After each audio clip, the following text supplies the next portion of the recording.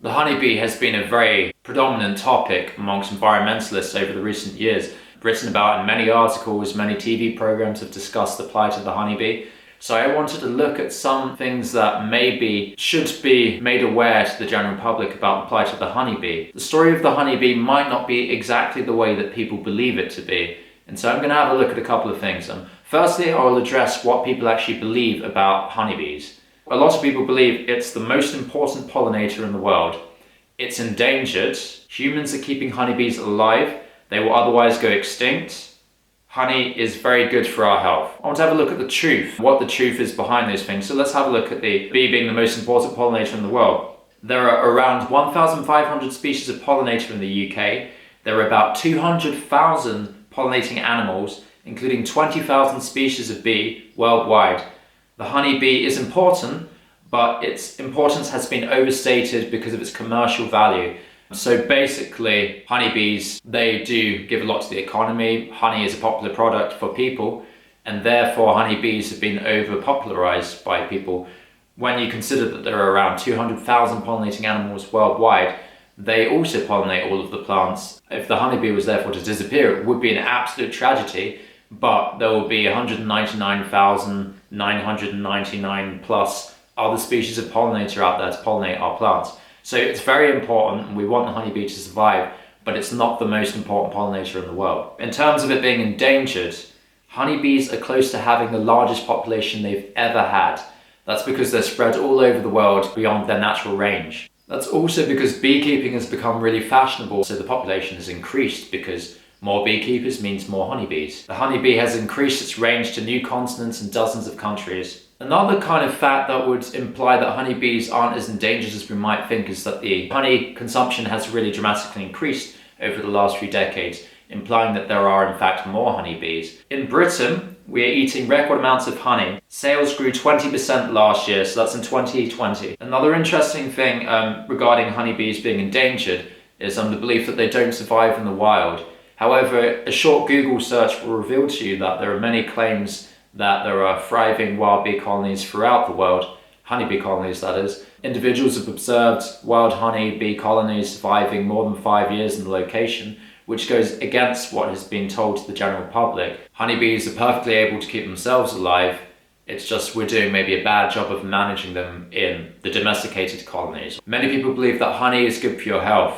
I will say that if you look at honey like Manuka, and I believe there's another type of honey that comes from Southeast Asia that has actually been proven to be good for your health. The usual honey that you come across, it's mainly made up of sugar, and yes, it does have some trace amounts of vitamins and minerals, but they're literally trace amounts. They're so tiny that it doesn't really make a difference to your health in general, whether you have honey or the sugar equivalent. It's not maybe the super health product that it's been touted to be. But hay fever is a subject with honey that is open to debate. It's not been proven that it helps people against hay fever, but many people say that it's really helped them. There's room for debate about how healthy or non-healthy honey is for us, but the fact of the matter is that it is mainly comprised of sugar. If you eat too much honey, that's not good for your health. A lot of commercial honey is not even pure honey. I have some alarming statistics that I was able to find here. A lot of commercial honey is often mixed with sugar water. 10 out of 13 brands of Indian honey advertised as pure honey failed purity tests. Only 2,500 tons of Manuka honey are produced annually,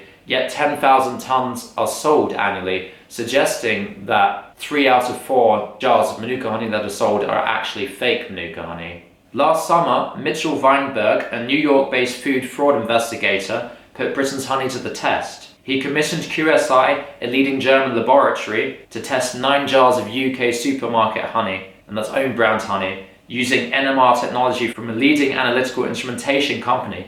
Shockingly, the results from 8 of 9 samples, including Waitrose Pure Clear Honey, Sainsbury's Runny Honey, Marks & Spencer Pure Honey, and Tesco Clear Honey, indicated adulteration. These are labelled as a mix of EU and non-EU honeys. Under UK rules, this is not a requirement to put the countries of origin on the label of such blends.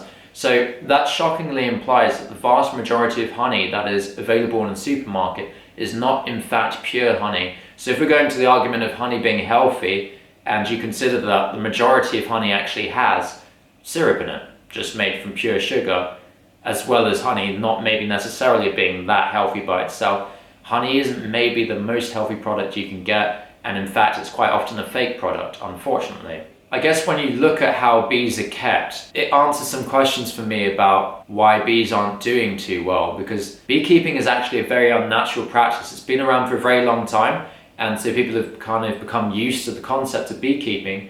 But when you consider that bees are meant to be wild colonies living in the wild with no human intervention, then the idea of beekeeping suddenly seems to be quite unnatural, and then it might actually be some of our practices that are creating weaker honeybee populations around the world. I'll give you an idea of what happens in a beehive and how bees are kept and why that isn't so natural. Beekeeping practices involve preventing the natural phenomenon of swarming by killing the queen, preventing the bees from eating honey which they make for themselves as food to survive the winter, and we give them instead inferior sugar water, which is nowhere near as good. Sugar water is like junk food in comparison to the honey which the bees make for themselves. We also place an unnatural amount of hives in a small area, resulting in some wild pollinators on occasion being absent from the areas as they can't compete. So too many beehives in one area results in an unnatural concentration of bees, an unnatural concentration of disease and varroa mites that are causing trouble for the bees. And also for all of the other wild pollinators in the area, there's too much competition. All of the honey bees take all of the nectar, so there's no nectar left for the wild pollinators. Evidence is revealing that there is insufficient nectar and pollen to support current beehive numbers in UK cities, particularly in London. It means the popular hobby could be actively harming biodiversity, especially wild bees, rather than saving it. Beekeepers usually keep one species of domesticated honeybee. In contrast, there are more than 250 species of wild bee living in the UK, including bumblebees, mining bees and mason bees. Now, bees managed by keepers have become so numerous that they could be outcompeting their wild relatives for food. They can also transmit diseases, so beekeeping to save pollinators could actually be having the opposite effect. I guess when you consider that beekeeping is such a commercial operation, it does raise some questions as to if that's actually what's having the impact on the bee population. What is natural for a honeybee? There are 9 surviving species of honeybee. The European honeybee is the most common in honey production. The European honeybee is native to Europe. Humans are responsible for introducing the European honeybee into North America, South America, Australia, New Zealand, and Eastern Asia. It often outcompetes native insect species in countries where it's not native. European honeybees naturally build hives in tree hollows, gaps in rocks, etc. And they don't normally have such massive groups of colonies in one concentrated area, because too high a concentration of honeybees in one area is not sustainable, because there's only so much nectar and pollen available from the local plants. In spring, the bees swarm. Swarming is when up to half of the colony leaves to build another colony elsewhere. It stops the colony from becoming too large from one area. Obviously, as I mentioned earlier, swarming is a natural phenomenon that's stopped by the beekeeper. They also actually clip the wings of the queen in case the queen does get out, so she can't get away too far, and so the beekeeper can bring the queen back into the hive, and so the swarm will hopefully also go back into the hive along with the crippled queen. We are not managing bees very well, and now people across the world are getting more beehives, and that in turn is spreading more disease and creating more problems for wild pollinators. There is a really big problem in the honey industry, also because of things like the COVID-19 pandemic. Consumption of honey has gone up because many online theories have claimed that having honey will help you against COVID. The honey consumption across the world is going up, beekeeping is going up, which is causing more problems for our wild insects. Something has to be done. So I guess the question is, what can we do as individuals? So what can we do? Number 1, eat less honey. Honey isn't valued enough. Honeybees must gather nectar from 2 million flowers to make 1 pound of honey. One bee would therefore have to fly around 90,000 miles, 3 times around the globe, to make 1 pound of honey. The average honeybee will actually make only 1/12 of a teaspoon of honey in its entire lifetime. So that's one honeybee creating 1/12 of a teaspoon in all of its lifetime, and you know how hard they work. So we have to value honey more, and we shouldn't be guzzling it down like we are at the moment.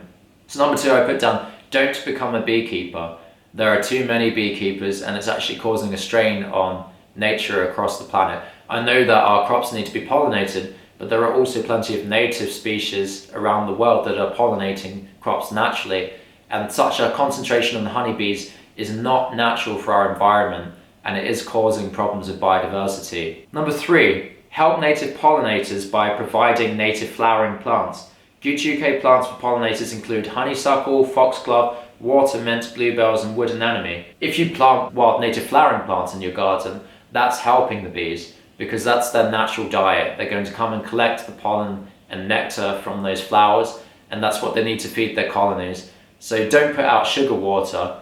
That's like, as I said earlier, it's like giving them McDonald's. What's much better is having a source of nectar for them at all times of year. So if you plant and plan out your flowers in the garden so they come from early spring up until the autumn, that's going to give the bees much more what they need. Number 4, don't cut all of the grass. Allow species of flower like clover and dandelion to flower. Many people cut down their lawn so it's really short. Neighbours might even complain if you don't cut your grass properly. It's kind of expected in our society to keep our lawns neat and trim, but it's much better for nature if we leave some of our lawn to grow a little bit wilder and for some of those flowers to grow up, and that really helps the bees and other pollinating insects. Number 5, don't get a bee hotel. Most bee hotels are commercial items designed to make companies money. They're badly designed and actually promote the spread of disease and parasites. So lots of people have gone on with the trend of getting bee hotels to help bees and other pollinating insects. I'm not saying that bee hotels are bad completely. If you study it properly, there's lots of great articles online. You can research it. I think the smaller bee hotels are better, and if you really do your homework, you can build your own bee hotel, which might not actually be too bad for the environment and for the bees themselves. But the big, massive commercial bee hotels, yeah, they're really not that good. Quite often they're just not appropriate for the bees. The holes are too big. There's a whole bunch of other reasons. But yeah, do your research on bee hotels before you consider getting one. I guess that's everything I wanted to say for today. So I guess just to summarize that, bees are in trouble, but the honeybee isn't the only bee in trouble. Actually, there are bees that are in much worse trouble than the honeybee, and they're not getting any publicity. We should be focusing more on those. The honeybee is a fantastic creature, and I would supporting the honeybee, but we need to think about all of the other pollinators, and we also need to think about the impact of creating so many honeybee colonies and what that's doing to the rest of the insects around the world. So I hope you enjoyed this vlog, and I'll catch you later.